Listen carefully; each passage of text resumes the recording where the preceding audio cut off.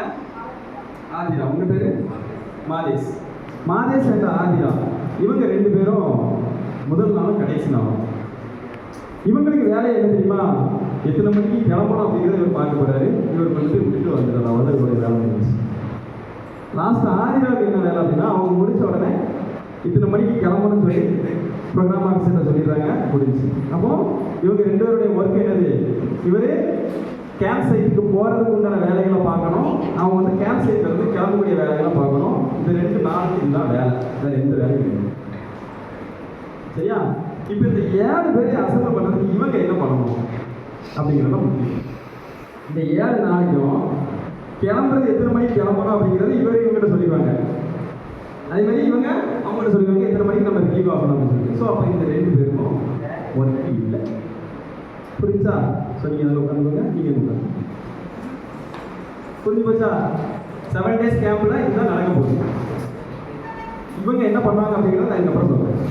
இந்த 5 பேர் இருக்காங்க. இந்த 5 பேருக்கும் முதல் நாள் இவர் என்ன பண்ணணும், 2வது நாள் அவர் என்ன பண்ணணும், அது அதே மாதிரி 5வது நாள் அவங்க என்ன பண்ணணும் அப்படிங்கிறத பார்க்க போகிறோம். ஸோ இவங்க கொண்டாந்து விட்டுறாங்களா முதல் நாள், இவங்க கொண்டாந்து விட்டுறாங்கல்ல, அன்னைக்கு ஈவினிங் இவருடைய வேலை முகாமை தொடங்கி வைக்க வேண்டும். அதுதான் முதல் நாளுடைய வேலை முடிஞ்சு. முகாம் தொடங்கிடலாம். ரைட்டா?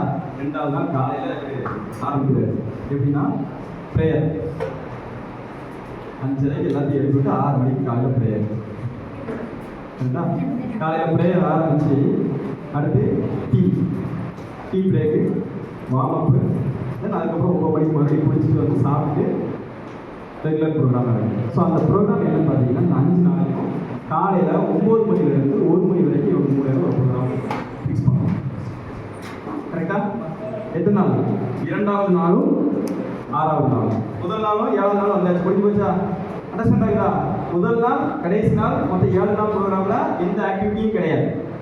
போகிறோம், இடத்த செட் பண்ணுறோம். அன்றைக்கி அங்கே உட்காந்து நம்ம எல்லோரும் டீம் போட்டு சார் வந்து இன்சார்ஜஸ் கொடுப்பாங்க. அதாவது ப்ரோக்ராம் ஆஃபீஸர் என்ன பண்ணுவாங்கன்னா, நீ எல்லாம் ஃபுட் கமிட்டி, நீ எல்லாம் ப்ரேயர் கமிட்டி, நீ வந்து சீஃப் கெஸ்ட்டை இன்ட்ரடியூஸ் பண்ணுறது, நீ வந்து ஸ்டேஜ் டெக்கரேஷன் கமிட்டி, நீங்கள் எல்லாமே ஒவ்வொரு ஆக்டிவிட்டிஸ் அவங்க கொடுத்துருவாங்க. அது வந்து முதல் நாள் அவருடைய வேலை முடிஞ்சு தொடக்கலாம் ஆரம்பிச்சாரு. ஸோ இவங்க என்ன பண்ணணும்னா, காலையில் 9 to 1 ஒரு ப்ரோக்ராம் ஆரம்பிக்கணும். மத்தியானம் சாப்பிட்டு முடிச்சு 2 to 4 ஒரு ப்ரோக்ராம் வைக்கணும். அடுத்து 4 to 6 ஒரு பிரேக் விட்டு 4 to 5 பிரேக் விட்டு 5 to 6 ஒரு ப்ரோக்ராம் வைக்கணும். 6 to 8 ஒரு கல்ச்சுரல் வைக்கணும். என்னன்னா 9 மணி ஒரு ஆக்டிவிட்டி. சரியா? 9 மணிக்கு ஒரு ஆக்டிவிட்டி பண்ண போகிறோம். அது வந்து 9லேருந்து 1 மணி வரைக்கும். அதில் இடையில ஒரு டீ பிரேக், அது ஜூஸ் பிரேக். நீங்கள் நடத்தக்கூடிய ப்ரோக்ராம் அதாவது கேம்ப் நடத்தக்கூடிய அதாவது கிளைமேட்டை பொறுத்து டீயா ஜூஸாக இருக்கும். கரெக்டாக? மழையாக இருந்துச்சுன்னா டீ, வெயிலாக இருந்துச்சுன்னா ஜூஸ். அது எல்லாமே யார் பண்ணிக்கணும்? அது ஒரு இன்சார்ஜஸ் இருப்பாங்கல்ல, அவங்க பண்ணிக்கணும். ஸோ 9 to 1 ஒரு ப்ரோக்ராம், அடுத்து 2 to 4 ஒரு ப்ரோக்ராம். கரெக்டா? அடுத்து 4 to 5 ஃப்ரீ, 5 to 6 ஒரு ப்ரோக்ராம். அடுத்து 6 to 7 ஃப்ரீ, 7 to 9 ஒரு ப்ரோக்ராம். அடுத்து 9 மணிலேருந்து 10 மணிக்கு 9 வரைக்குள்ள சாப்பிட்டு முடிச்சு 10 மணிக்கு எல்லாரும் தூங்குது. இது ஃபர்ஸ்ட் டே இவருடைய ஆக்டிவிட்டி. அப்படியே இவரை காப்பி பண்ணுறோம், இவர்கிட்ட பேஸ் பண்ணுறோம், அப்படியே இவர்கிட்ட காப்பி பண்ணுறோம், அவர்கிட்ட பேஸ் பண்ணுறோம். அப்படியே 5 நாள் தொடர்ந்து போய் ஆக்டிவிட்டி புரிஞ்சுதா? காலையில் இவர் எந்திரிச்சதுலேருந்து உங்களுக்கு புரியலாம். காலையில் எந்திரிச்சது 8 மணிக்கு எந்திரிக்கலாம், 10 மணிக்கு தூங்க போகல, அது வரைக்கும் ஆக்டிவிட்டி.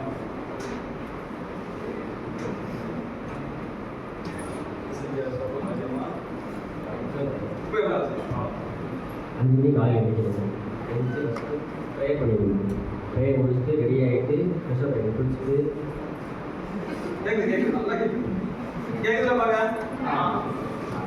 குளிச்சுட்டு ரெடி ஆகிடும். அதுக்கடுத்து 9 மணிக்கு ஒரு ப்ரோக்ராம் ஸ்டார்ட் பண்ணலாம். ஃபஸ்ட் ப்ரோக்ராம் 9 மணிலேருந்து 2 மணி வரைக்கும்.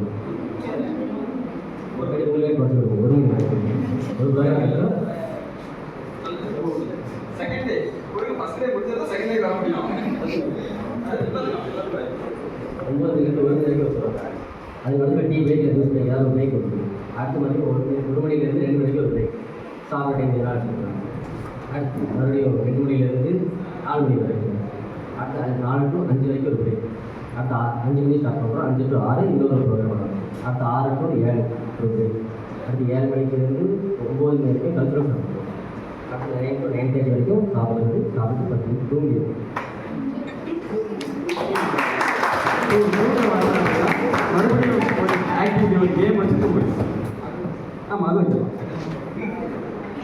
தூக்க மாத்திரம் நீங்கள் பண்ணி 5 மணிக்கு எந்திரிக்கலாம். எப்போனா தூங்க 9 மணிக்கே படுத்துருங்க. நீ இன்னொன்று என்னன்னா 2 to 4 ப்ரோக்ராம் வைக்கோங்களா, அதுவே ஒரு வகையான தூக்க மாத்திரம் நல்லா இருக்கும்.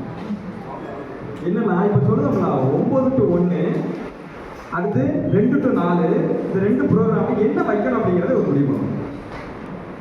அப்போ 5 நாள் இருக்கா, 5 நாளைக்கு ஆளுக்கு ஒரு ப்ரோக்ராம் சொல்லுங்க. 9 to ஃபஸ்ட்டு வச்சுக்கோ. 9 to 1 நீங்கள் என்ன வைக்க போறீங்க? இல்லை அது கல்ச்சுரல் வந்து ஈவினிங். காலையில் ரெகுலர் ஆக்டிவிட்டி ஒன்று, ஸ்பெஷல் கேம்பில் ரெகுலர் ஆக்டிவிட்டி ஒன்று. என்ன பண்ணலாம்? முதல் நாள் க்ளீன் பண்ணுறது, 2ஆவது நாள் என்னப்பா இல்லை அது வந்து ஆட்டோமேட்டிக்காக போய்கிட்டு இருக்கும். நம்ம ஆக்டிவிட்டி ஒரு 1 hour ஒரு 3 hours ஆக்டிவிட்டி பண்ணுவோம். விழிப்புணர்வு, நீங்கள் க்ளீனிங், நீங்கள் விழிப்புணர்வு, நீங்கள் இல்லை அது வந்து கல்ச்சுரல் ஈவினிங். நான் சொல்லிடுறேன், லிஸ்ட்டு சொல்லிடுறேன். அந்த லிஸ்ட்டில் இருந்து நீங்கள் சூஸ் பண்ணிக்கணும். கரெக்டாக இல்லை? ஃபஸ்ட்டு வந்து என்னன்னா ஒரு இடத்த க்ளீன் பண்ணி அங்கே மரக்கன்று நடுறது முதல் ஆக்டிவிட்டி.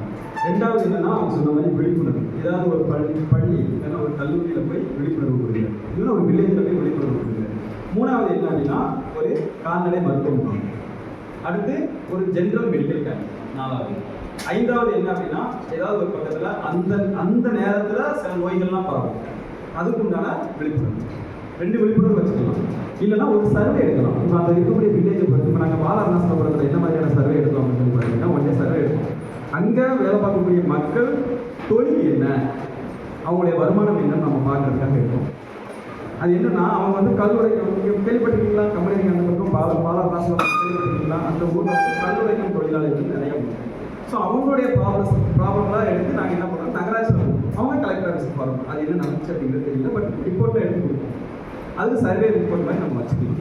அதே மாதிரி நிறைய ஆக்டிவிட்டீஸ் நீங்கள் உங்கள் பால்மணி சார்ட்ட கேட்டீங்கன்னா சொல்லுவாங்க. இப்போ இந்த லிஸ்ட்டில் தவிர வேறு என்னெல்லாம் பண்ணலாம், இந்த லிஸ்ட்டில் என்ன பண்ணலாம் அப்படிங்கிறது உங்கள் 5 பேருக்கும் காசு. க்ளீனிங், விழிப்புணர்வு,